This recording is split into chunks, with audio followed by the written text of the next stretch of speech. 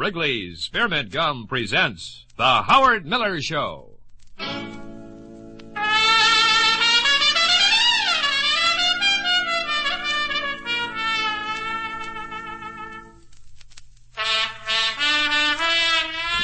And now, here with music on records is Howard Miller. Thank you very much, Joe Foss. And this is the old gum salesman coming your way again on CBS, and it certainly is a great pleasure for me, both ways, both to spend some time with you every day on CBS and to represent the Wrigley folks who make a product that I know all of you enjoy frequently.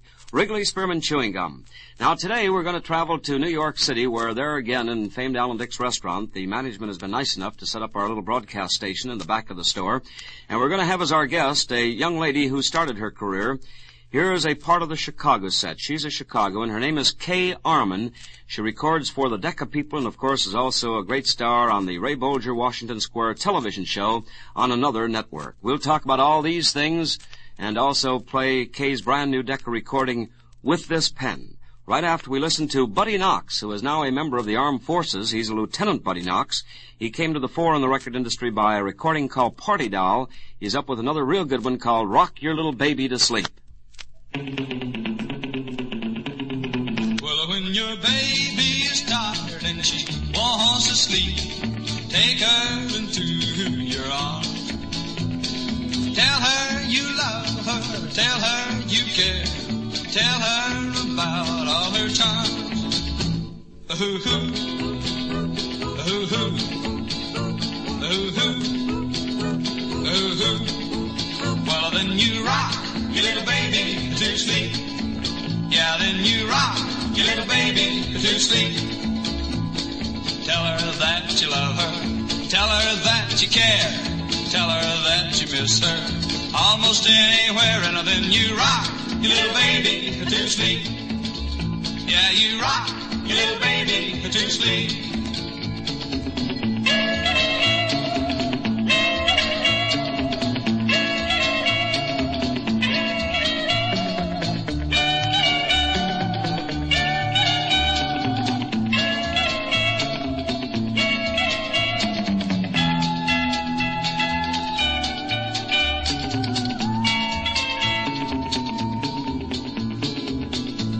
You tie your baby with idle talk, take her into your arms. Tell her you love her, tell her you care, tell her about all her charms. Ooh, ooh, ooh, ooh, ooh, ooh. Well, then you rock your little baby to sleep, and then you rock your little baby to sleep. Tell her that you love her, tell her that you care, tell her that you miss her almost anywhere, and then you rock your little baby to sleep. Oh yeah, you rock your little baby to sleep. Ooh, ooh, ooh, ooh, ooh, ooh, ooh, ooh.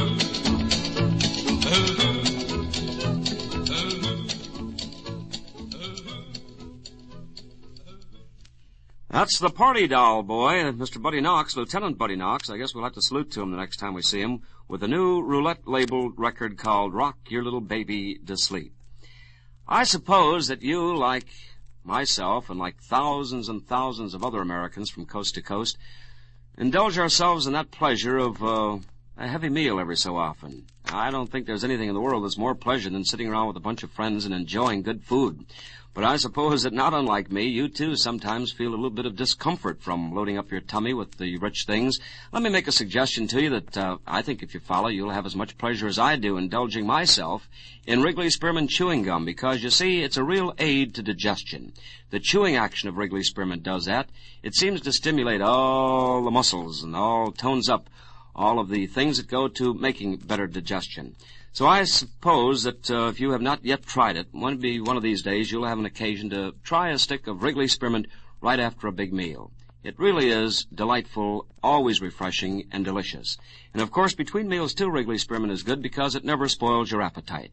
Keeps your teeth clean and attractive, your breath always sweet. So I hope that you'll remember to get some of the product we like so very, very much, Wrigley Spearmint Chewing Gum. When you get off today, be sure to get some. Let's go to New York now and speak to the young lady who is our guest star, Miss Kay Armen, former Chicago. And when are you going to come back to us, Kay?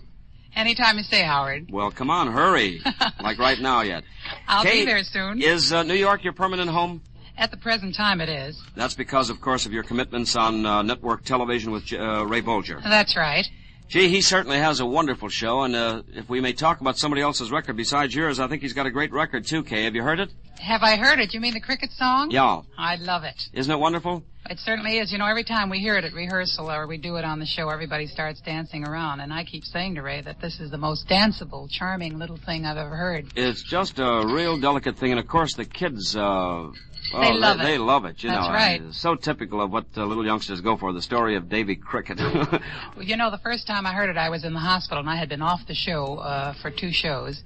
And I saw Ray sing and dance the thing, and I said, oh, this is a hit. I hope he records it. But I didn't know at the time that it had already been recorded. Yes. I think it's a wonderful little thing. He's a wonderful gentleman, isn't he? He must be a lot of fun to be associated with. He's the hardest working man I've ever known. He really is, huh? He works every minute of every rehearsal. He doesn't stint, you know. He just... he dances every dance. He works every time. He doesn't say, well, this is the way I'm going to do it and not do it. He works at every moment of the time we're rehearsing, and he's I don't know how he does it. Kay, your youth belies the fact that you're an old-timer in this business because still a young lady, you've nevertheless been a top-drawer girl vocalist for quite a long while now. Where did it all start for you? How long do you think it's been, Howard? Oh, I know that I am accustomed listening to the name for at least the last 10 years. Well, I started in Chicago in about 43, and maybe a few years before I sang with a dance band, and then I quit singing, and I worked in a little theater for about $6 a week in 1943, actually, as a cashier, because it was only 1 block from home, and I didn't have to spend any car fare. It was easier than traveling across the city and singing for a little bit more, huh? I should say, and... then in 1943, about April of 43, I went to Nashville, Tennessee, and worked at WSM, and stayed there for exactly about 9 months, I think. And then on the first day of 44, moved to New York, and ever since I've been here, except intermittently going back to Chicago to the folks if we had any trouble at home or a family illness or something like that. Well, now, Kay, when you mention south of the Mason-Dixon line, we immediately think of country and western down there around Tennessee. Were you basically a country and western singer in those days? No, I wasn't, Howard, but you know, when I did go down there, you can't help but get that feel of the western country music because you're surrounded by the Grand Ole Opry people. Sure. And they, of course, are the best exponents, I guess, of the type of music that today is one of the big draws in our business. Yes. But I used to sing in Nashville with my shoes off.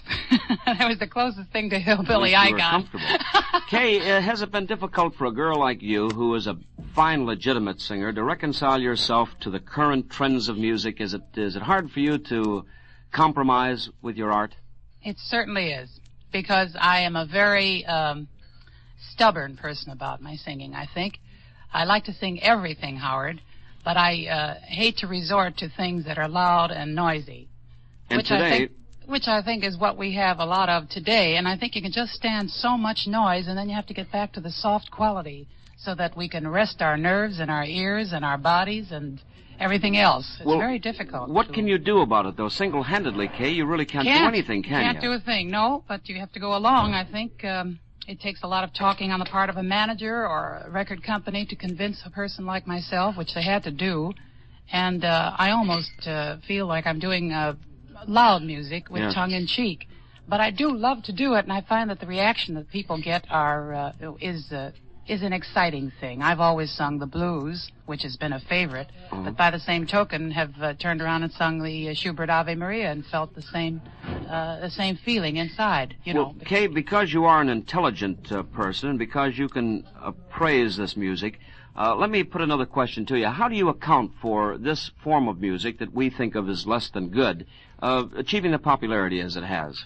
I don't think it's less than good. I think if you've ever lived in Nashville like I did for the 9 months, their country western music has a soul that I don't seem to get in some of the rock and roll stuff that I seem to hear. Maybe I'm hearing the wrong things, you know? Yes. But they tell a story of life itself and the things that happen to them as far as their The birth, the death, everything. They Yes, tell the whole it documents story. their history. That's sure. right.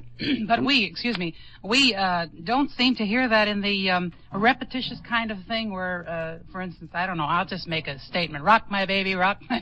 Well, how many times can you rock a baby? Yeah, that's right, or rockabilly over and over. And yet I shall not be detractors. I mean, those people are fine performers, but it seems to me that all of their talents are being prostituted a little bit on this altar of music form that is, well, I'll say again, a little bit less than good. What about this new song you've recorded for Decca? Is this good material for you? We had an awful lot of material to go through, Howard. Unfortunately, the writers today that are writing good music refuse to write good music. Uh-huh. That's the terrible part of it. They feel that they don't want to fight this thing that seems to be spreading, you know. And so they're holding back their beautiful things, and they're writing things that are simpler and maybe a little louder, maybe a little easier to sing. I don't think the thing that I've sung on Decca, which, for instance, with this pen, is a rock and roll, actually. I think it's sort of country western. Yeah, this has a sensitive story, too. As a matter of fact, let's give a listen to it, and then maybe we can best talk about it so all the audience knows what we're talking of. All right, Howard. Here is Kay Armen, her Decca recording, and a pretty thing called With This Pen.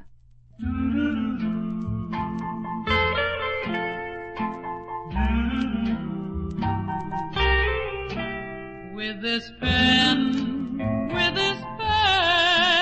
I write you this letter.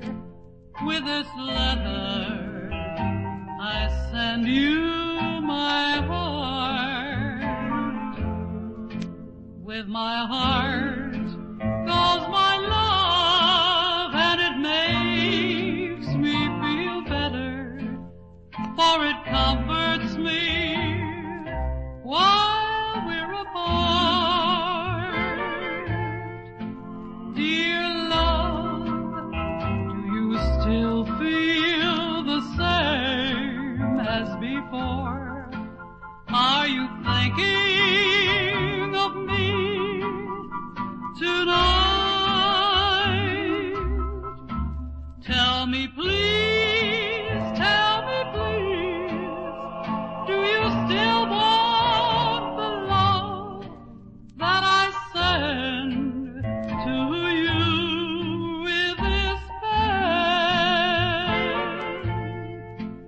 Dear love, do you still feel the same as before? Are you thinking of me tonight?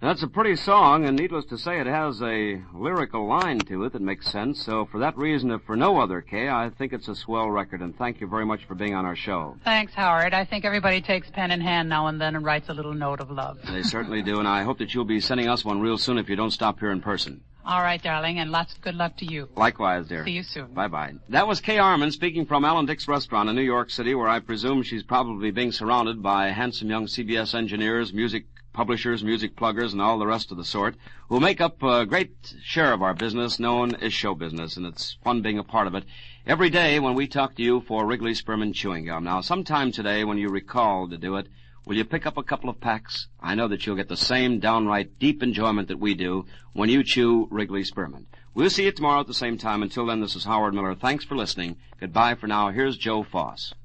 Be sure to join Howard Miller at this same time tomorrow when his guest will be Carol Hughes on the CBS Radio Network. For the best in action-packed entertainment, be